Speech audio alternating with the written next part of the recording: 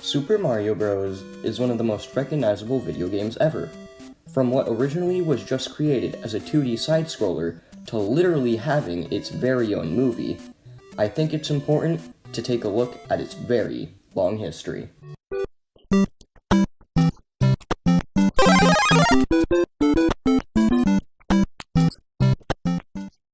In 1985, the original Super Mario Bros. Released on the NES. This first version included power-ups, diverse but still simple enemies, and a somewhat full storyline. Although the gameplay looks very simple, it has around 8 worlds with 4 levels each. Over the course of each world, the levels become more difficult until you eventually get to the final stage, the castle. This is where you must defeat Bowser in hopes of rescuing Princess Peach. Unfortunately for Mario, every single world ends the same way, with Toad saying, "Sorry, but our princess is in another castle." Except for the last world, where we finally are able to rescue Princess Peach, and the game ends. Within this game, there's even a small Easter egg, this being the Warp Zone, where the game allows you to teleport to a different area further into the game without having to go through the rest of the game first.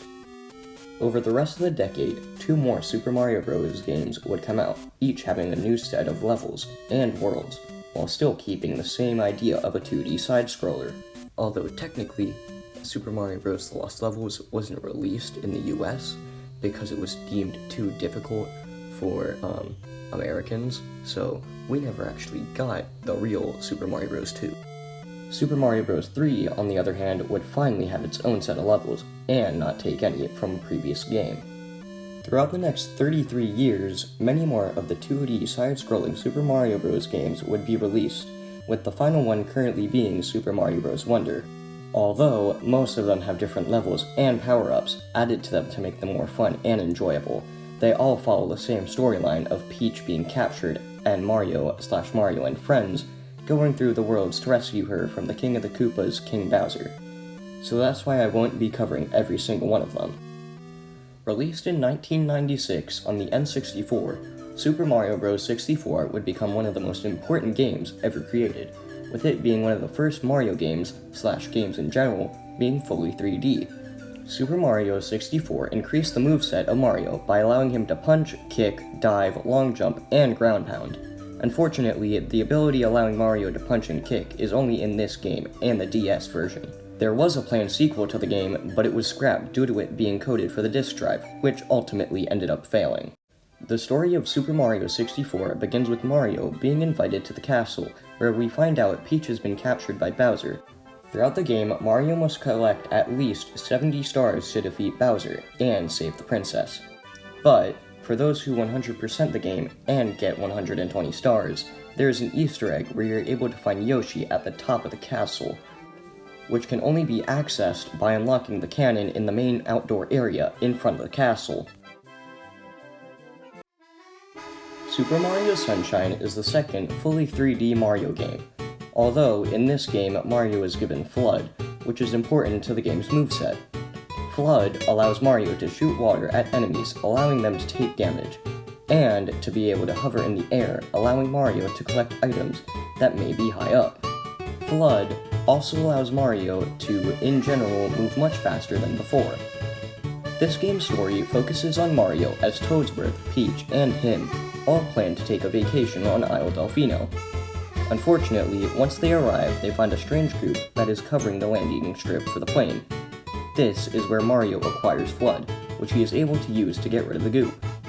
Once the player has collected 10 shines around the game, Peach is captured by Shadow Mario, who is later revealed to be Bowser Jr.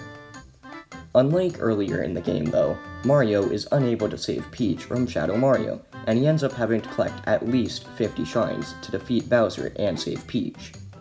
If you collect all 120 shines and defeat Bowser, the end screen is replaced with a picture of all the friendly characters from Isle Delfino posing with text at the bottom of the screen saying, "Have a relaxing vacation." Super Mario Galaxy was released in 2007 for the Wii, and is the third 3D Mario game. The game follows Mario as he must traverse through the galaxy to save Peach after she was captured by Bowser. Before Mario begins his journey, Kamek, someone who follows Bowser, sends Mario into space after Mario tries to jump onto the castle to save Princess Peach. After Mario arrives in space, he lands on an island where he meets the Lumas and Rosalina. Rosalina tells Mario that Bowser stole her Power Stars, which powered her Comet Observatory. So throughout the game, Mario collects the Power Stars along with the Grand Stars. These unlock domes that would have the galaxies that Mario must go through. By the end of the game, Mario must go into Bowser's new galaxy and defeat him by literally launching him into the sun, which then explodes. Mario is then saved by Rosalina, who appears to him as a giant. She then sends him back to the Mushroom Kingdom along with Bowser and Peach. When the player collects all 120 stars, a cutscene plays showing Rosalina saying, "I will watch over you from beyond the stars." There is a sequel to Super Mario Galaxy called Super Mario Galaxy 2. It released in 2010 and expands on the idea of the first game by creating new planets and adding more power-ups, along with Yoshi. That's basically all it did since it follows the same premise. It was, however, still very liked, with it being one of the best-selling games on the Wii. Super Mario Odyssey was released in 2017, and it's the fourth full 3D Mario game. I'm not counting 3D World or Bowser's Fury. It follows Mario as he must travel through multiple kingdoms with his new partner Cappy, after Peach is kidnapped by Bowser, who plans to marry her. Throughout the game, Mario must collect at least 124 moons and defeat each of the mini-bosses, who are literal rabbits. Once Mario collects the required amount of moons, he is able to take control of Bowser and go to the moon. This is where Mario and Bowser end up fighting and trying to propose to Peach. Peach ends up rejecting them both and tells the Odyssey, which is the thing that Mario travels on, to go home. Mario is able to get back onto the Odyssey, but Bowser ends up being left on the moon. No, that is not a joke, they literally leave Bowser on the moon. Cappy also ends up thanking Mario for the adventure and reunites with Tiara, who was traveling with Princess Peach. There are also 999 moons in the game, which after collecting them all, add a giant top hat on the top of Peach's castle.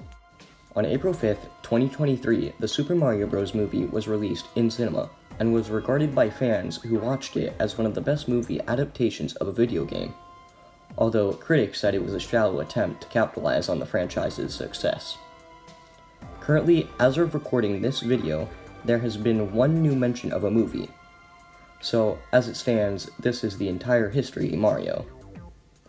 If you enjoyed watching this, please consider subscribing. I'm not even kidding, I've probably spent like a month on this, so please consider subscribing.